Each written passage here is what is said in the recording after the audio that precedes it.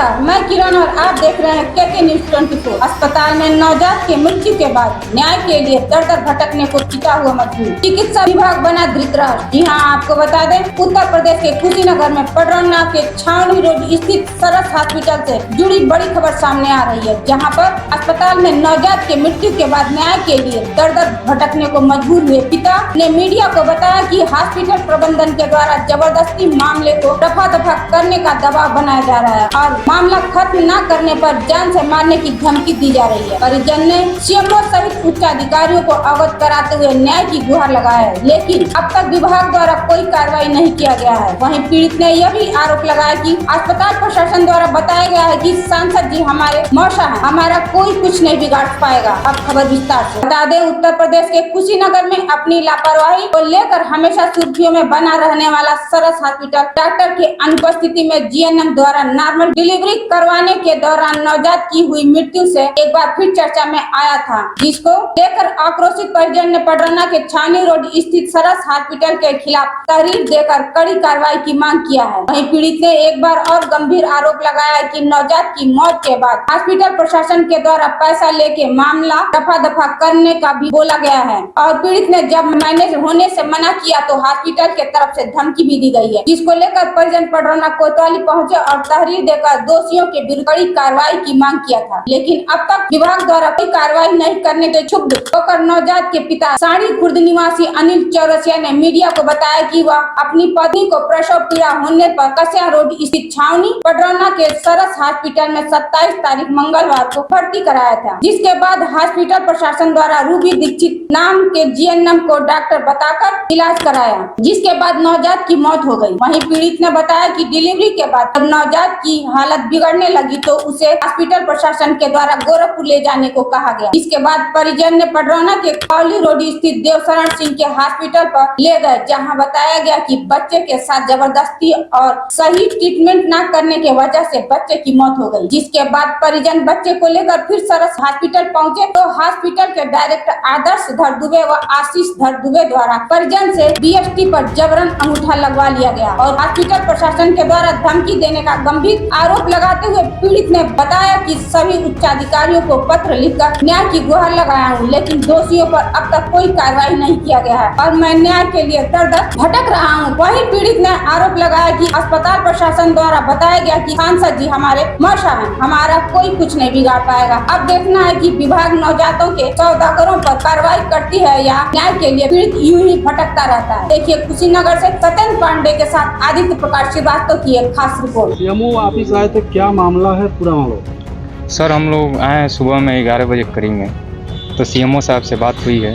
उन्होंने कहा है कि आधा घंटा वेट कीजिए, अभी जांच पूरी जाएगी टीम और जांच होगी, आप लोग नीचे इंतज़ार कीजिए हमारा, अभी आप लोगों को मैं बुलाऊंगा।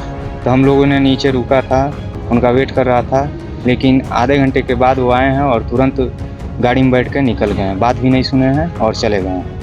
क्या मामला हुआ था, कैसे क्या हुआ? ये मामला 27 तारीख को हुआ था। 27 तारीख को दोपहर में 12 बजे मैं सरस हॉस्पिटल में अपनी पत्नी को लेकर के गया था डिलीवरी कराने के लिए। तो वहाँ पे डिलीवरी कराने के लिए भर्ती कर दिया गया।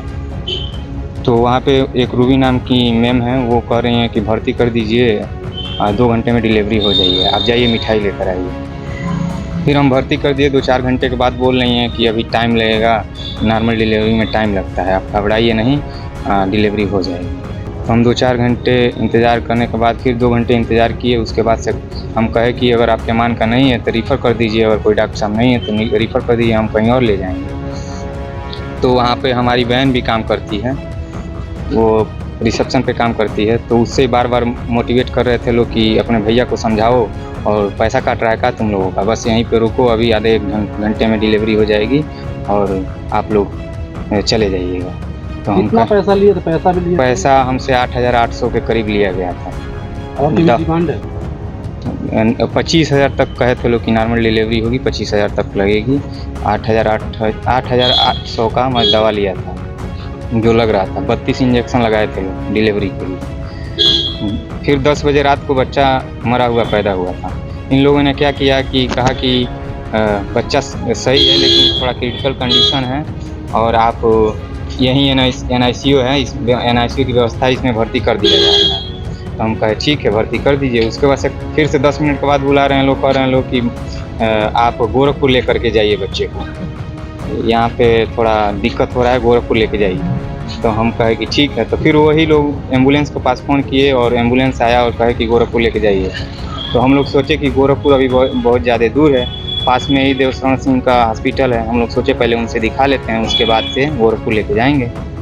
फिर हम देवशरण सिंह के वहाँ लेके गए तो वो डॉक्टर साहब बता रहे थे कि बच्चा पेट में ही मर गया है, क्योंकि इसके पूरे शरीर में टट्टी लगा हुआ है और ये टट्टी पेट में टट्टी करने की वजह से इसके मुंह से टट्टी अंदर गया है, जिसकी वजह से इसकी मौत हुई है सांस नहीं लेने के कारण। और इसके माँ को भी खतरा हो सकता है। आप लोग जल्दी से उस हॉस्पिटल से कहीं दूसरे हॉस्पिटल में ले जा कर के भर्ती करा के बढ़िया से इलाज कराइए, नहीं तो उनको भी खतरा है।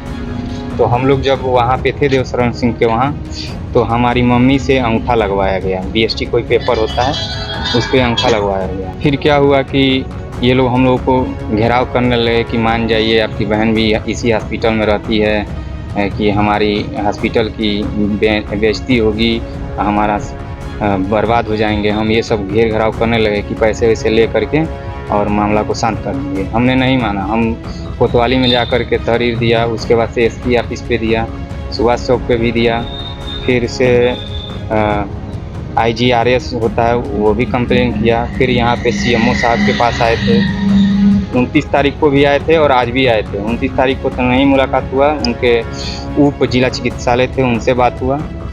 फिर आज इनसे बात हुआ है तो ये कह रहे हैं कि आधे घंटा बैठिए, अभी हम आपको बुलाएंगे। हम लोग बैठे ही थे, तब तक वो गाड़ी आए हैं और गाड़ी निकाल करके चले गए हैं, बात भी नहीं किए हैं और चले गए हैं। अभी तक कोई हॉस्पिटल के खिलाफ कोई कार्रवाई नहीं हुई है और तरह तरह के लोगों से हमको धमकी दिलवाया जा रहा है कि ये कर देंगे, मार देंगे, तो पैसा लेकर के मान जाओ, नहीं तो कुछ नहीं बचेगा, तुम गायब हो जाओगे, ऐसे गायब होगे कि कोई तुमको देख भी नहीं पाएगा। जो है आपको धमकी दी जा रही है? नहीं, फेस टू फेस? यहीं पे अभी हम यहाँ पे हम वेट कर रहे थे, तब तक कई लोग आए हैं, हमारे गांव के ही लोग हैं और उनके जान पहचान के लोग हैं जो आकर के हमको धमकी दे रहे थे।